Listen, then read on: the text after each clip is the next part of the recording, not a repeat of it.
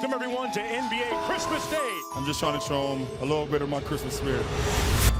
How about this for a stocking stuffer? Christmas Day game is always a sense of pride. Now there's a gift. That's one of those presents you want to put under the Christmas tree. A Christmas Day gift!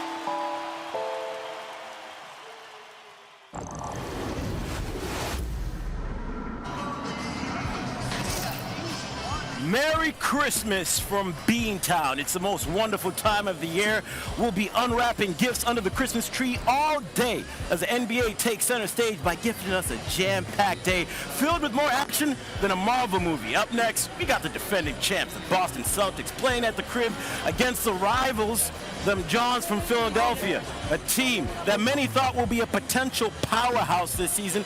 We'll see which team gets a lump under the Christmas tree from Santa. In about 30 minutes, 76ers Celtics on Christmas Day.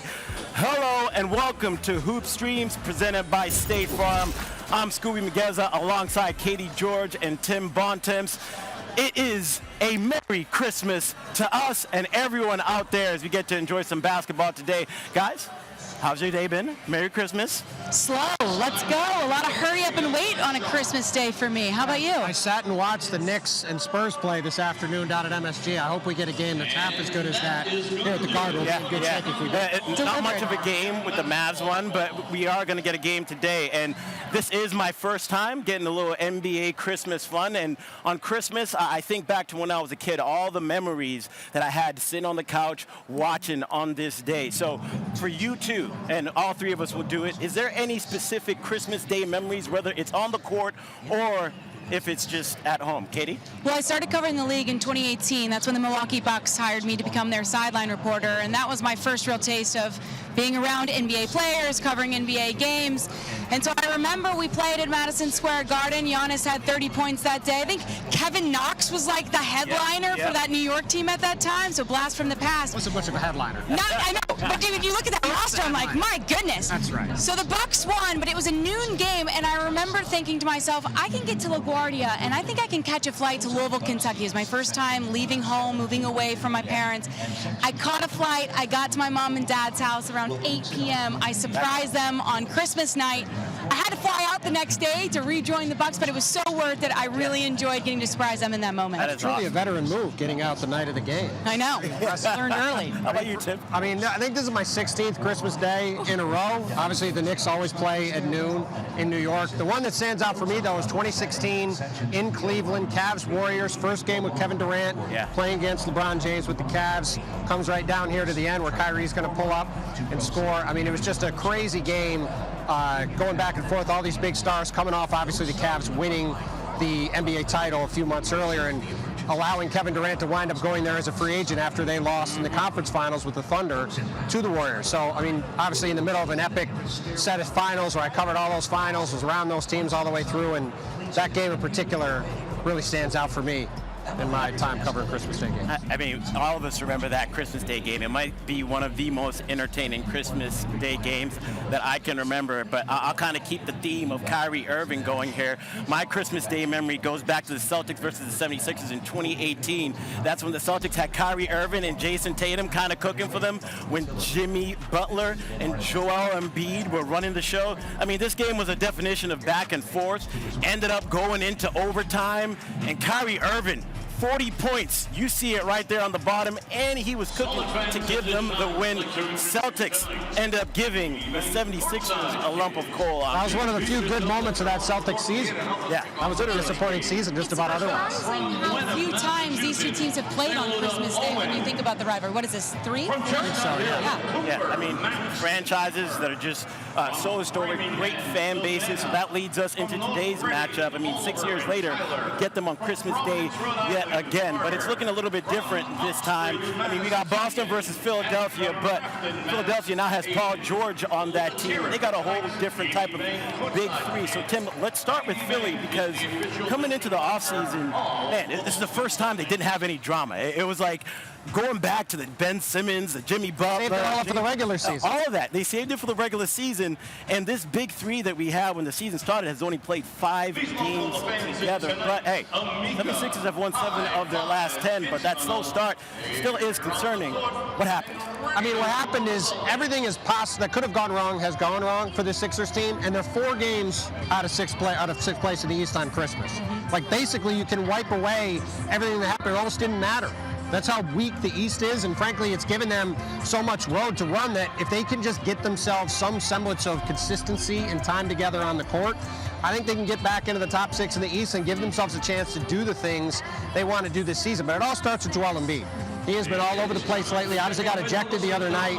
He's been in and out of the lineup with injuries. When he has played, though, he's gotten back to having a few 30-10 games. He's started to look more like himself. But this team has got to get him going. They've got to get him, Paul George, and Tyrese Maxey to have some sort of consistency together. You mentioned those 5 games they played together. One of them was the first game they played last month in Memphis. They played 5 minutes before Joel and Paul George both left the game. Like, they have not had any time together on the court, whether in games or pure minutes. So they've just got to get some semblance of consistency together and see what they actually have with this group. You just have to wonder for Joel Embiid, where is he physically, mentally, emotionally? What we saw on Monday, obviously, is a bit out of character. Loose cannon, quite frankly. And I had a chance to actually talk with Tyrese Maxey pregame, and I asked him, like, how have you navigated kind of all the ups and downs of the start of this season? And he said, to be honest, I was really frustrated early on. I'm disappointed in myself and how I handled that. This is a 23-year-old who's viewed as a big-time leader in the locker room. He said, I had to find my joy for the game again. He said during that stretch where they played Orlando, I think back-to-back, 2 games down there, they won one, lost one. He said, that's where I was able to find that joy again. He says, my energy is contagious. Everybody feeds off of that. So it's got to be positive energy coming from Tyrese Maxey. When he's right, I feel like everybody kind of follows suit. The other crazy thing with this team is they have shot horribly as a team. Every guy on the team is 5, 6, 7 points below what they would be expected to make on wide open shots. Like, it's been a crazy thing across the year. Like, they've had the injuries, they've had all this other stuff. They also just can't make an open shot. So for as bad as everything has been, they're still sitting here with a chance to get back into the playoff mix in the East and be able to get to where they want to go this year, which is remarkable given how bad it's been so far. Do you think they're a play-in team when we get to the end of the season, or you think they've worked themselves out of that scenario? I mean, I think they're probably a play-in team just because it's going to be hard to get that much higher. But if you told me they got to 6th, I believe it. The East is that bad. It's really incredible how much rope they have to get themselves back into this because of how bad they've been. Yeah, when you saw the record, you just continued to say, hey, blow everything up in Philly. It's looking really bad. But just looking ahead, the whole plan in the offseason was, hey, let's save Joel Embiid. Let's make sure that he's rested. And at this pace, if he continues to get better, hey, that plan that they had all along and saving Joel Embiid, he might be at his best come the spring. All right, now let's go on to the Celtics. I mean, they're top 2 in the East. I don't think a lot of people had the Cavs being the #1 team in the East at this point of the season, but the Celtics are still a major threat. Jason Tatum is back tonight. Hey, Tim, is this team still able to repeat? What do we think about the Celtics so far, especially coming off of that loss against an Orlando Magic team that had so many injuries? Yeah, I mean, they're the best team in the league, I think, pretty clearly when they're clicking. They really just are in cruise control, though. They remind me, to go back to those Cavs and Warriors teams, of what those teams looked like after they had won the title and were trying to get ready to go back to the playoffs, right? I mean, we've been around the league long enough. When you have a team like the Celtics team that's played 130 playoff games the last 7 or 8 years, they're ready to get to May now. The problem is it's December. And so over the last couple of weeks, their three-point shooting percentage as a group has dropped. They've been a little bit up and down in terms of their energy and effort. They've had a lot of guys in and out of the lineup with injuries, but they're really just on cruise control, and they're on pace to win 62 games as it is, right? Like, they're a tremendous team. That's crazy when you think about it, because one of the things about the Celtics coming into the season is they're an unorthodox championship team because they had that chip on their shoulder, Katie, especially with all that talk on their run towards the finals being easy, and Jason Tatum with the Olympics, and Jaylen Brown not getting the Olympics as well. Yeah, it's interesting. You asked Joe Mazzulla, have they plateaued? Did you have to kind of kick them in the rear end to get them going to start the season? He said they've been remarkable in terms of how they've handled themselves this season. There hasn't been this lull. They haven't had to be extra motivated after coming off of that championship run, which I think is the mark of a very mature team. And, you know, Jason Tatum, I think, is brilliant night in and night out, but it's so under the radar. And I'm going to turn to Tim Bontemps here because I saw that straw poll that you put out. Why is it that Jason Tatum is always, what, 4th, 5th when we look at the MVP race? Respect ain't there. I feel like the expectation is he has to play this well in Boston, and he does time and time again. And is it overlooked because of the standard that's set here with the franchise as compared to maybe some of the other guys? I mean, I think it's a combination of a couple things, Katie. One, he's just not quite as good as those guys. He's not quite on the level of Nikola Jokic and Giannis Antetokounmpo. The other thing is he doesn't have quite the same numbers that those guys do. Giannis is averaging 32.5 points a game, shooting 62% from the field. Tatum is averaging 25-ish points on 45% shooting, right? Like, he is a tremendous player, and he can do basically anything you need him to do on the court. Makes him one of the most valuable players in the league. But when you compare him to Nikola Jokic, who's averaging a 32-point triple-double, or Giannis that's leading the league scoring at 62% from the field, it just doesn't quite measure up, which is why, I mean, I've joked with people, he's going to finish 4th or 5th MVP for 10 years in a row and go to the Hall of Fame and maybe win several titles. Like, he's going to have a heck of a career. One thing I've heard you say before is the difference with Jason Tatum is he's the #1 guy on the team, and then there's not that much of a gap between him and Jaylen Brown. But when you look at Luka Doncic, Giannis, Shai Gilgeous-Alexander, it's them, then a gap, and then the second guy being the best player on their team. But just think to note, last time we saw Jason Tatum on the court, he went for over 40 points. Last time Jason Tatum played on Christmas, he scored 41. What do we see today? I don't know. Maybe he can move up in that MVP straw poll if he's able to get an 40-point game tonight. All right, so Christmas is most definitely the most magical time of the year. There have been so many great moments in recent history. So let's check out today's magic moments brought to you by State Farm. We start with a game that happened last year. And the story of this game was Luka Doncic. We're talking 2023 Mavericks versus Suns. The Dawn went off for 50 points. Tim, there's a reason that you put Luka on Christmas. Yeah, I mean, look, unfortunately, he got hurt this afternoon, suffered a calf strain in their game against the Wolves. We'll see how long he's going to be out. Talk about the MVP race. He's already missed 8 games. He could be in danger of missing it if he has to miss any real time. But we saw it here. I mean, he was unbelievable in that game last year. And the fact that the Mavs are sitting 4th in the conference with Luka being up and down by his standards shows they've got a very high ceiling this season. Yeah, most definitely. And in this game, he became the 4th player in NBA history to score at least 50 points on Christmas Day. Katie, this guy is just next level different, and that's why Luka is must-watch TV. But then the 2022 Suns versus Nuggets game, we're going to call it dominant in Denver. That's a headline coming out of this one, Katie, is Nikola Jokic put down a stat line to remember: 41, 15, and 15. He was the 3rd player in NBA history to have a 40-15-15 game in the regular season, joining just Oscar Robertson and James Harden. Nuggets won that one, what, by 3 in overtime? I thought, yeah, 128-125. He's a monster. By the way, is it really that abnormal? He's literally averaging a 32, 10, and 10 every night. I mean, he is unbelievable. That was an all-time performance by his standards. Jokic, great job, but Aaron Gordon, my God. This is the play of Christmas Day. I mean, you probably saw it going into the new year of 2023. Aaron Gordon just taking flight, and I still haven't gotten over Aaron Gordon not winning the dunk contest versus Zach LaVine. I just wanted to drop that in. That one. That was an all-time night that Saturday night. All right, Tim, you brought this one up earlier. 2016 Warriors versus Cavs, a rematch of the previous year's thrilling finals. This game had so much hype and drama as new Warrior Kevin Durant led the way with 36 points. The Cavs were down by 14 at one point in the 4th. They would make the comeback behind LeBron and this man that you're about to see in a second, Kyrie Irving, hitting the turnaround jumper to win it over Clay. Cavs won this game 109-108. Can I just talk about the jerseys? We have all these ridiculous jerseys throughout the season, all these crazy colors. People can't recognize them anymore. Can we go back to getting the Christmas Day jerseys? LeBron was tweeting about this morning. Yeah, I'm with that. Let me have the Christmas Day jerseys. Get rid of all these other Give the man what he wants. Look at these jerseys. They're incredible. And then, by the way, Klay Thompson also looks like he's 5 years old compared to now. I know. We see Richard Jefferson out there on the court. It's crazy. It's funny. Tyrese Maxey pointed to this exact game, said it was one of his favorite Christmas Day games he's ever watched when he was growing up. Just, what, 10 years ago? 8 years ago? I mean, he was just a kid at that point. Now he's playing against all these guys. Yeah, Tyrese Maxey had a moment like this the other night against the Spurs, had a huge dunk. at the end of the game, hit a big step back three to win it.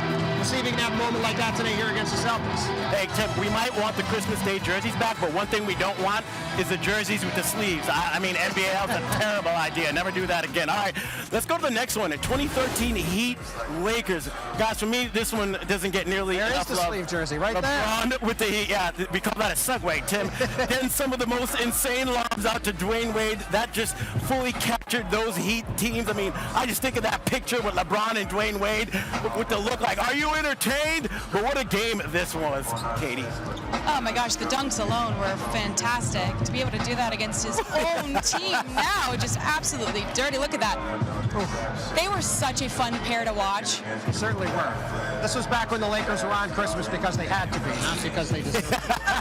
Hey, Tim's keeping it real out here in Christmas. I keep that same energy going into 2025. And then finally, last one here, 2004, Heat versus Lakers. Shaq versus Kobe. It was the first game between the two stars after LA sent the big man to Miami in a trade during the previous season. The game will go into OT, and Kobe will put on a show. 42 points, but it wasn't enough as Shaq and D-Wade led the Heat with a pair of double-doubles in a 104-102 victory. Tim, do you remember this game? Because I'm just keeping it a buck. I don't. I was a little bit too young.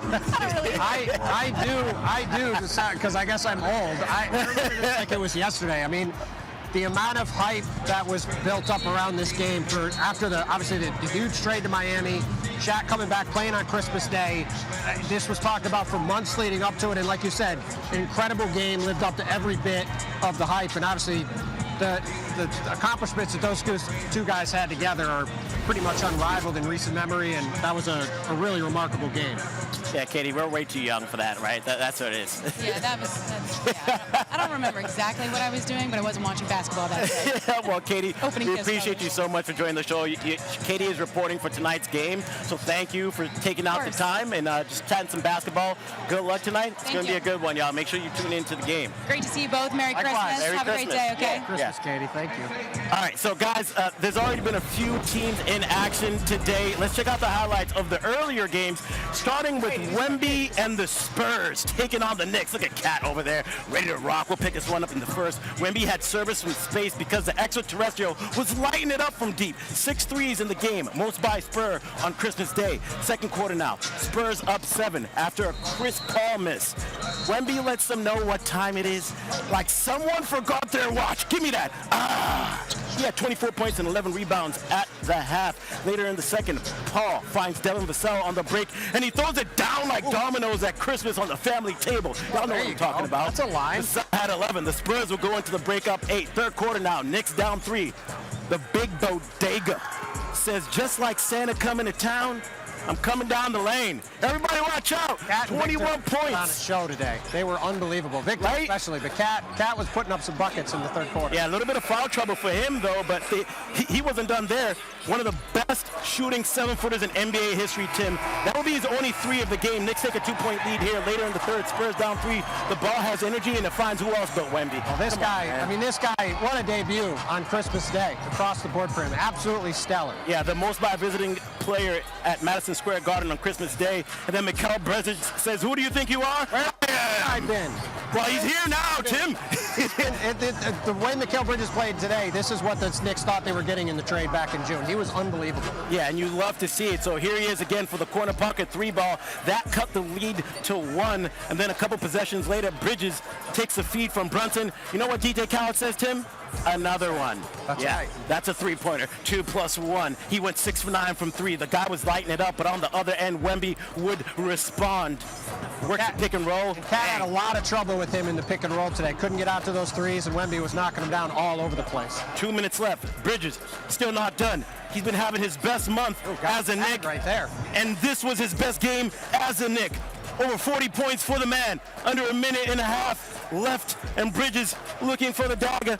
Hold up, we call this a fadeaway. I mean, it's him and Josh Hart down the stretch. Jalen Brunson barely played. Cat didn't play at all. It was those two guys carrying the Knicks. Knicks end up winning this. Mikal Bridges becomes the 4th player with 40 points and 65% shooting in a Christmas Day game. Knicks get their 25th win on Christmas Day, breaking a tie with the Lakers for most all time. Now, there was a lot of pivotal moments in this game, but now it's time for our magic. Time for our Stay in the Moment, brought to you by the Hilton. LeBron, KD, and Steph, a trio that has carried the star power of this league for many, many years. But the thing is, right now, we're looking at who's going to be those next group of superstars to take on the mantle. We asked the three legends about the next generation taking over for them in the near future. Who will be the next generation of stars to carry that torch? I don't even look at it as like giving up the mantle or anything like that. You know, we definitely are like fans of like the guys that's coming up in the ranks and just doing great things. You know, we hope that we just have inspired them to when, you know, when we decide that we're done, that they can keep this beautiful game going. You know, we at the point of our careers where guys that were kids when we were first coming in, now they're grown-ups, and you see that full circle, and we still here with them. Son playing on the same team, you know. Ant was 12, 13 years old when he seen me play for the first time. Every year it's like some new style, some new, you know, young energy coming through that challenges you. But then also knowing, like, we know it's not going to be around forever. So I feel like it gives you perspective on enjoying the game now and to enjoy every minute of it. So let's talk about the next group of guys who have that chance to reach legendary status, such as LeBron, KD, and Steph. And Tim, you and I gave out a list before the show started.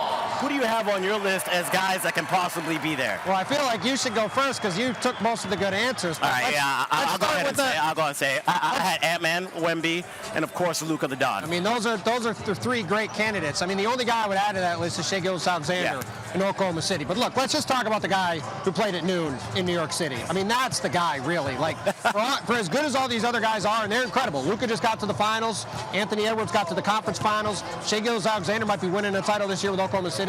Well, you saw today from Victor Wembanyama on Christmas Day in his first game playing on Christmas Day. This is the stuff that people thought he could do when he came in the league. He's doing it as a 20-year-old player at Madison Square Garden on Christmas Day against a great team with a young team that's not quite ready to be a contender, but he's ready to be as good as anybody in the league right now. And the stuff he did today, it's just the tip of the iceberg.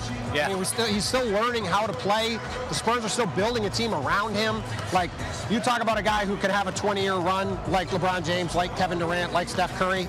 You know, the NBA is in good hands if Victor Wembanyama is healthy because he can do things we've never seen anybody do. That's such a great point, Tim. And to anybody looking for a great article to read on Victor Wembanyama, go to ESPN.com for Michael Wright's article on him. And one of the quotes that Wemby had in there is, "Don't put me in a box because I won't fit." Everybody wants Wemby to be that guy within the paint, bumping and grinding with all those other dudes. But at the end of the day, I'd like him to shoot a couple less threes. Yeah, okay. 16 of them today. I mean, he takes a lot of threes. But listen, that's the thing that makes Victor so special. Like, for all of his physical gifts, it's his fact that he doesn't allow himself to be put in any sort of box. He's going to do what he wants to do all the time. Yeah, and one of the comments was a Spurs source thinks Victor Wembanyama is more like KD than he is Hakeem. So keep that in mind when you see him shoot all these shots. But you brought up Shai Gilgeous-Alexander, and the thing about him, he doesn't play in as much of a large market, doesn't have a social media highlight-driven game, but the guy is a bucket. Why do you have him on the list? I mean, because he might be the MVP of the league this year. I think there's a good chance he'll win it.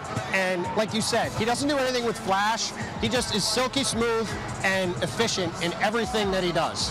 He was able to operate at both ends of the court. Of all these guys that are elite ball handlers, he's a fantastic defensive player as well, which none of them are. And you watch all these shots. He's a 6'6" guard, just calmly gets wherever he wants on the court, gets set up with his mid-range jumper, has now incorporated a step-back three, as you're going to see here. I mean, he can do every single thing you want on the court as a guard.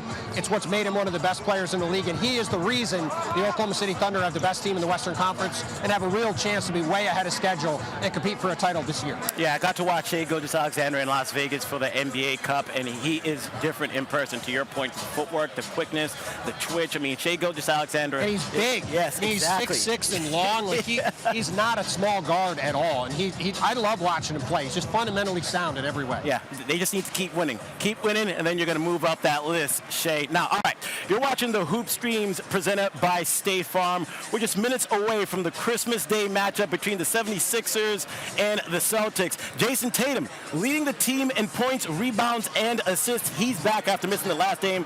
Can Philly win? Because, you know, they've won 7 of their last 10 games. They've got a little bit of a hot streak going. We'll see what happens momentarily as we get ready for tip. And now we have a special guest joining the show. The real star power. Joining us. We got Abby Chin. Hi. Merry Christmas. Merry Christmas. Abby Chin does some reporting here for the Celtics. Abby, thank you for joining. How's your day been? How's your Christmas? It's great. I have 2 kids, so we got the presents done early, had a little lunch, and now I'm here. Love to hear that. We love to hear that. Now we're here to watch some Christmas Day ball. All right, the Celtics, second team in the East, right behind the Cavs. Do we see them catching up to them? Like, what's your take and your analysis on this team so far?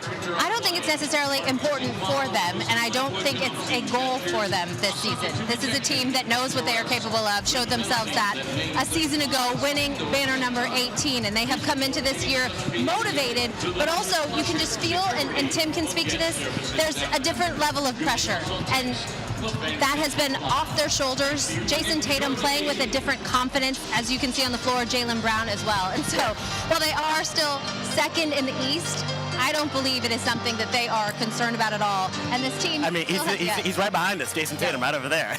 Well, and to Abby's point, last year there was all this pressure on the Celtics to win. They were the team that played the most games, won the most playoff games as a group without winning a title. And there was a real sense of finality with that group that after training for Porzingis, trained for Drew Holiday, if they didn't win last year, like, was this team going to be capable of winning a title? Would they have to make significant changes?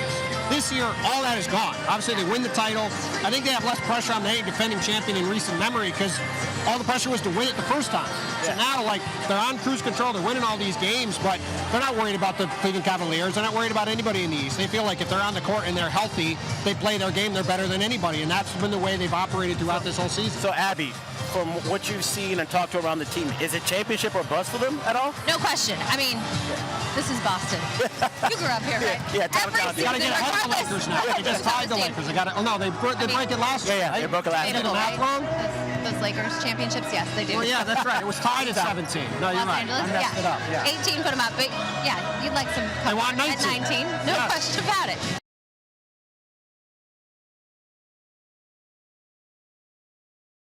Listen, we touched on Philly earlier in the show.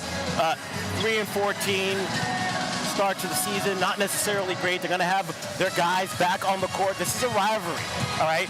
What have you heard with the team about going against Philly? We know they've had their struggles, but this is still a Philadelphia team that is scrappy. First of all, this is strange for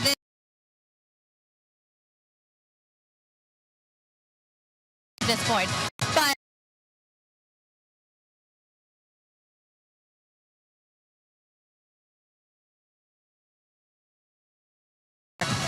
and the head coach Joe Mazzulla, before this game, I asked him, how do you prepare when the big three has played so few minutes together on the floor? And he said, all you can do is coach to what they are capable of. We just haven't seen that much yet this season. What are they capable of? I mean, it's a great question. I think they're capable of beating anybody but Boston in the Eastern Conference. Like, if you told me they don't make the playoffs, I could see that. If you told me they get to the conference finals and they have a month run where everybody's healthy, I could see that, if they don't have to play the Celtics. I just think Boston is head and shoulders above everybody else, and barring, it would take a lot for them not to be back in the NBA Finals. Now, the thing about Boston, some of their losses this year have been concerning. I mean, you lose to the Bulls, you lose to the Magic, a team that had so many injuries. Why are they losing those games when you know that they're just better than them, whether you have Jason Tatum or not? Joe Mazzulla spoke to this before the game. He said, really, those losses specifically were situational, and you can chalk it up, most of them, to shot variance. Yeah. I think the thing with the Celtics, in particular this group, is who's going to beat them 4 and 7? Yes. One night, and if you play them, you ramp up the physicality. We've seen that is the blueprint for how to beat this team, but you cannot tell me that there's another team out there that can beat them 4 games in 7. And that's the thing. They get up so many threes that they're not going to have 4 bad shooting games out of 7. And again, lately, they've had a bunch of injuries. They've had guys in and out of the lineup. And when they play these teams, they're getting the best shot from everybody every night. And, like, they're just playing at a B-plus level all the time. And, again, we're talking about this concerning stretch. They're on base to win 62 games. They're awfully good. Now, one thing that's very interesting about Philly is they have a great perimeter defense, right? And we know this Boston Celtics team loves to jack up those threes. So it's going to be very interesting to see how that plays out in the game. So, Abby, I'm going to go ahead and ask you this question. Who wins? I mean, the Celtics, of course. They have not dropped consecutive games yet this season, and the bounce back has been big, winning by double digits every time. Yeah, 18.7 points off of the losses this season, 6-0 to your point. Very true. Tim, who wins this game? Oh, Boston. I mean, Boston should definitely win. They're the best team in the league. To your point, they haven't lost 2 in a row. They're going to be ready to go today. Jason Tatum back, Derek White playing. Obviously no Drew Holiday, but they match up really well with Philly. Joel Embiid has to get out on the perimeter. It's tough for him. I'd really like the Celtics to win this one comfortably. This guy's going to have a big game tonight, right behind us. Jason Tatum, all right? I'm calling maybe a 40 burger. Deuce right? Tatum in the building. He's ready to go. Yeah, we got Deuce right there. Hey, Merry Christmas to everybody watching out there. Really appreciate you doing the show. Merry Christmas to Abby. Merry Christmas to Tim. Thanks for watching Hoop Streams, presented by State Farm. And the State